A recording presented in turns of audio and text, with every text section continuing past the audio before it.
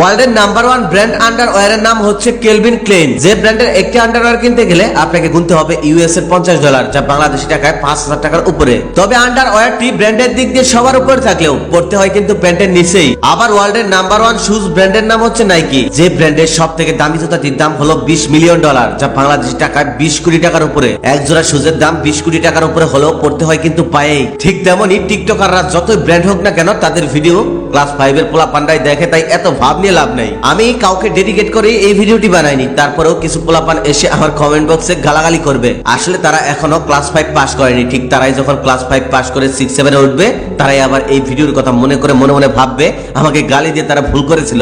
বাংলাদেশের মানুষ কি পরিমাণ বেকার তা আপনি কখনোই কল্পনাও করতে পারবেন না। আর যদি বেকারই না হতো, অপু ভাই, Fahim Chowdhury, Prince Mamun, Hero Alam, Alex সবুজকে দেখার জন্য রাস্তাঘাটে ভিড় জমাতো না। এরা মিটআপ ডাকলে শুধুমাত্র এদেরকে একটু দেখার জন্য হাজার হাজার মানুষ সেখানে গিয়ে ভিড় করে। এবার একটু চিন্তা করে দেখুন কতটা অকর্মা হতে পারে আমাদের দেশের মানুষজন। এদের যদি ইনকাম করে পরিবারদের দায়িত্ব নিতে হতো, তাহলে এই সকল টিকটকারদেরকে দেখার জন্য এদের সময় ও রুচি কোনোটাই আসতো না। সত্যি বলতে এই সমস্ত সেলিব্রিটিদের দেখার মতো রুচি কোনো দায়িত্ববান শিক্ষিত মানুষের হতেই পারে না। আচ্ছা মানলাম, অবসর টাইমে আপনি অনলাইনে অনেকের ভিডিওগুলোই দেখেন, তাই বলে তাদের নিয়ে চামচামি করার কি দরকার? তাদের হয়ে আরেকজনকে কমেন্টে গালাগালি করার কি দরকার? এক সস্তা সেলিব্রিটিকে দেখলাম, তাকে একজন কমেন্টে গালি দিয়েছে বলে সমস্ত ফ্যানদেরকে ঝুঁকিয়ে দিচ্ছে, যাও তাকে গালি দিয়ে আসো। না না, সরাসরি বলেনি, এমন ভাবে বলেছে। আমি কিছু বলবো না, আমাকে গালি দিয়েছে, এখন দেখবো আমার ফ্যানরাই ওকে গালি দিয়ে ভাসিয়ে দিবে। আবার তারাই হলো আমাদের দেশে ব্র্যান্ড টিকটক সেলিব্রিটি। একটু মাথা কাটিয়ে ভেবে দেখুন, আপনারা তাদেরকে নিয়ে মাতামাতি করেন বলেই তাদের মুখে এত বড় বড় কথা। মিডিয়াতে একটু লক্ষ্য করলেই দেখবেন অস্ট্রেলিয়া, নিউজিল্যান্ডের ক্রিকেট তারকারা অবলীলায় ঘুরে বেড়াচ্ছে